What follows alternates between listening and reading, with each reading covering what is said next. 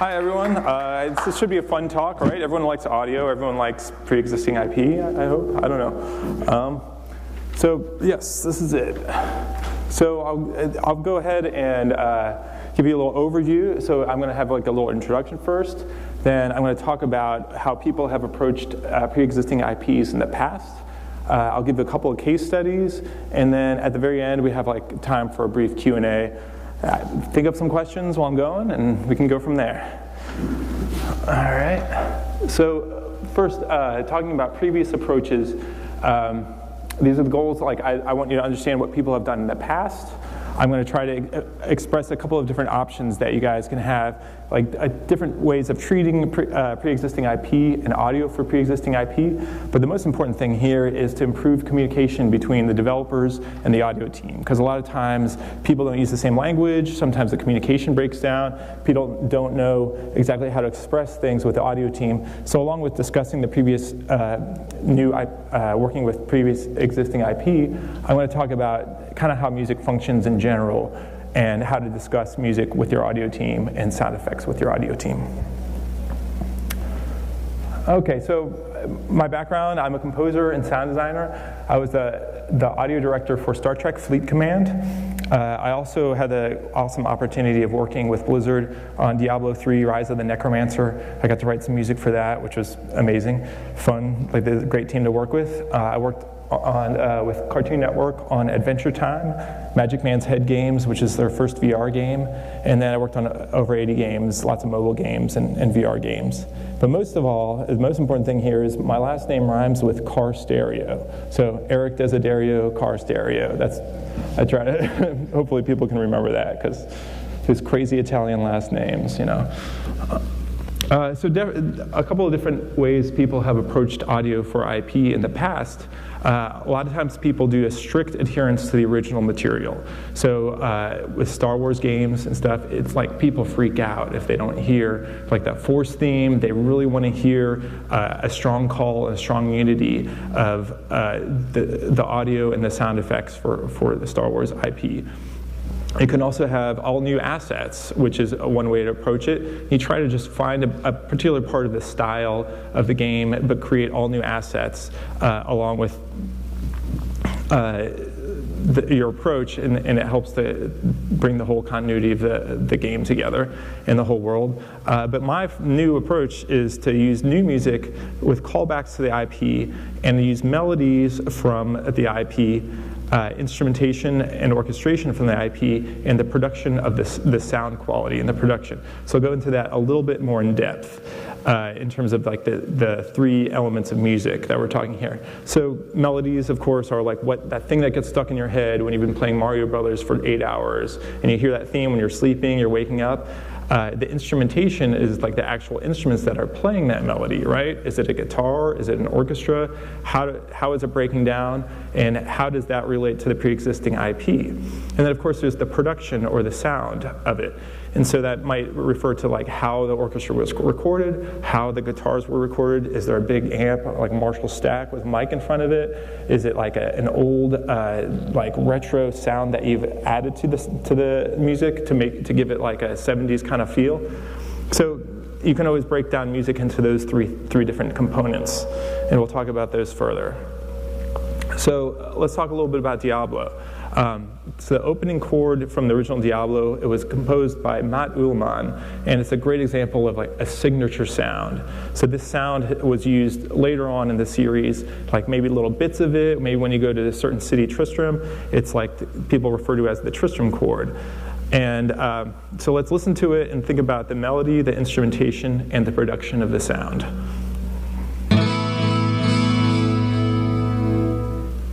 So if anyone's played the game Diablo, the original one, it should be very familiar to you. So let's break this down and think about what this is. So that was a single chord. It was played on a 12-string guitar with an open tuning. And that, if you play guitar at all, it has this, like the strings resonate, and so it gives it this really interesting sound. It has like a bit of a medieval feeling to it, which perfectly works for the game. And then what about the melody? So the melody is just a single chord by itself. It has a mysterious feel. It's very dramatic. And since there's no orchestra behind it and it's just the guitar, it actually has like a signature to it and the way it's treated. Also, there's interesting effects that are applied to the sound. If you notice, you hear the chord, and then it kind of repeats itself, and it has this interesting reverb and delay that's attached to it. So when you're working on pre-existing IP, like you can take maybe one part of it, like the melody, and then change all these other aspects of it, and it still has a callback to the original IP, but it sounds fresh and new. So we were talking about Star Wars games back there. So the whole way it's approached is that it's a very strict adherence to the original music written by John Williams, which is great because hey, who doesn't love a good John Williams theme? And like when you win and there's a victory, you might hear like a different reworking of the Force theme. Maybe it's played with the certain instruments that are being used in the game. The actual sound effects are taken from the original 70s recordings that they did, and they bust out these old analog tapes, and they take those little sound effects and they make them sound bigger, and then they use them, and that creates continuity with the whole Star Wars universe. It's great. I call it the Star Wars approach, though, where the Star Wars approach because it unifies the whole thing together, but it's very strict adherence to the original. So here's an image of the game, Adventure Time Magic Man's Head games.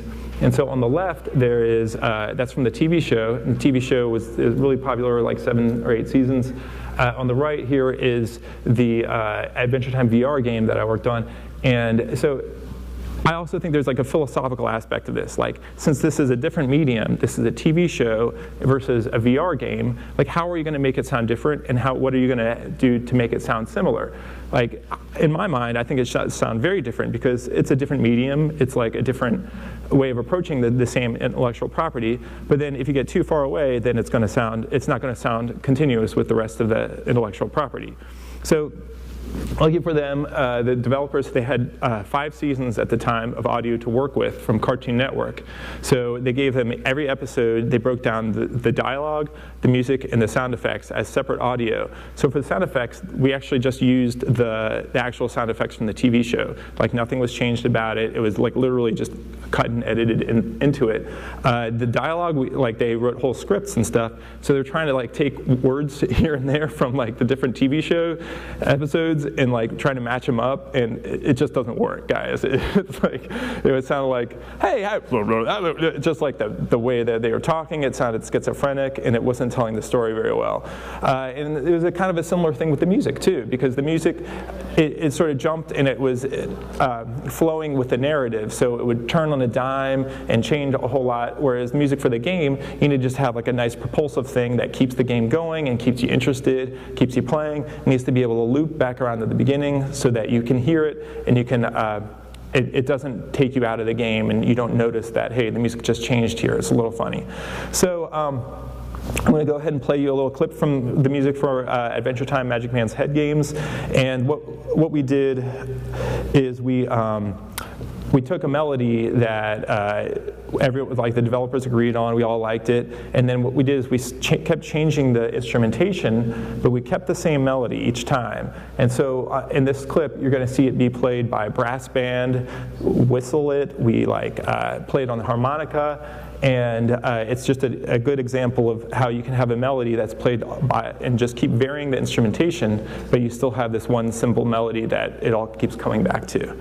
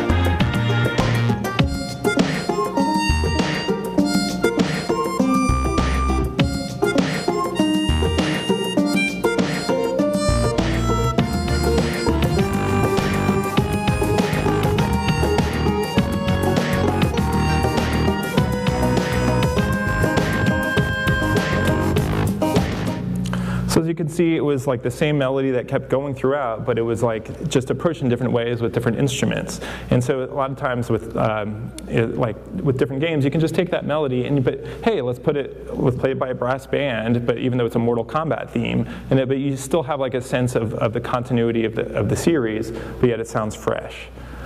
So now I'll talk a little bit about Star Trek Fleet Command. So this is like an interesting project in many ways. But so I don't know how much you guys know about Star Trek, but the original TV show is owned by CBS, all the rights to it, but the movies were made by Paramount. Okay, and then this game was made by CBS, but it was based on the movies, the J.J. Abrams movies, which are made by Paramount, which they don't have the rights to. So how does that work? And so I'll talk about that a little bit. So with the game, it was the characters are based off of like the J.J. Abrams reboots. So Chris Pine, it looks like Kirk is played by Chris Pine, so that's the likeness they use in the game. Jeremy Sisto, or Zachary Quinto, sorry, and Uhura Zoe Saldana. And so they actually had to, it's funny, CBS had to pay Paramount for those rights. And it was kind of crazy. So in terms of the music, I needed to basically write music that sounded kind of like J.J. Abrams, the music from the J.J. Abrams movies, which were written by Michael Giacchino, but yet I wasn't allowed to use any of the melodies, right? And so this is where it's really nice to be able to figure out and break down music into those three elements. Like, so can I use the sound, but I can't use the melodies, but I can use the production? Like, so those three elements come into play with that. So what I ended up doing is I got a copy of the actual score from the movies, and so as you can see, it's got all the different instruments in it and what they're playing. And so what I would do is I would write my own melodies, but I would sort of orchestrate it and use the same sounds and the same instruments in the same range that Michael Giacchino used for the movies, and that gave it a sort of a sense of continuity between the movies and the game. But also, like, I love the original Star Trek movie, Star Trek the Motion Picture, so I used a little bit of the influence of Jerry Goldsmith, who wrote the music from that, and like he's just a great composer and stuff. So I used a bunch of Jerry Goldsmith influence and some Erik Desiderio influence as well, because, you know, I can't help it. So this is it.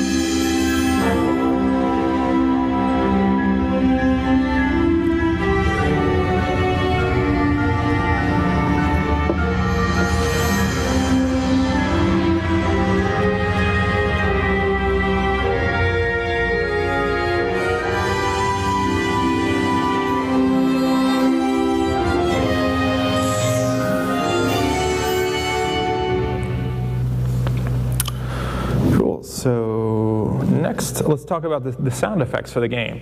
So the original first pass, we tried to make everything sound as huge as we could, like really big, everything in the style of the J.J. Abrams reboot, right? And then we put it in the game, and we're all like, you know, this sounds good, but like something's missing, right?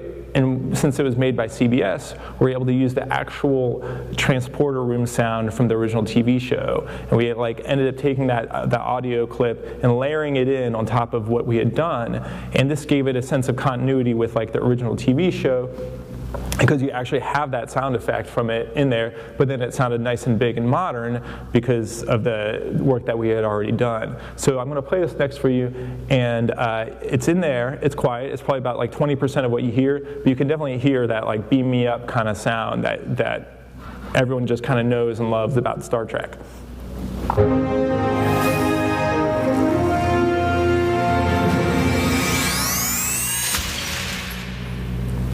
But you know, you have to rework it and work it in with the game and have it fit with the animation and have everything make sense. Okay, and then for the last bit, I'd like to talk about using fragments of the melody from the game or the TV show that you're working on the next version of in your production. So in order to avoid copyright infringement, you're able to use 4 notes or less of the original music, right? And then you can do whatever you want with it. You can make it sound a lot like the original, or you can make it sound very different. But as long as it's 4 notes or less, you can basically do whatever you want. And then I've found that also in order to avoid copyright infringement. If you put it in the middle of a song, then it's much less noticeable. It sort of works as a homage to it, and people aren't going to notice it as much. If you have it like right at the beginning, like people might have issues, but it's still 4 notes or less. You can kind of get away with almost anything. So this is actually from a different project. This is it's a biopic about Gene Roddenberry, the creator of Star Trek. And when we were recording the score, there was like a certain moment in there where I was like, man, we just got to use that opening couple of notes from that original Star Trek in the 60s and put it in the middle of the song, and like the producers loved it, and they thought it was a great idea. So it's going to play, and then I'll point out where the actual melody comes in.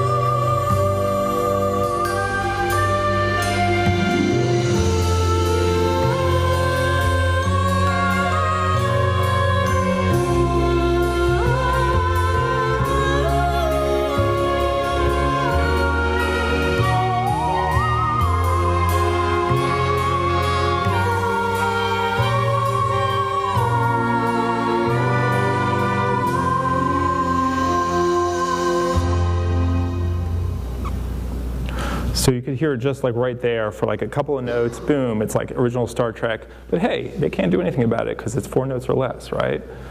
All right, that's it. Time for the Q&A. Guys, if anyone has any questions, besides how to pronounce my last name.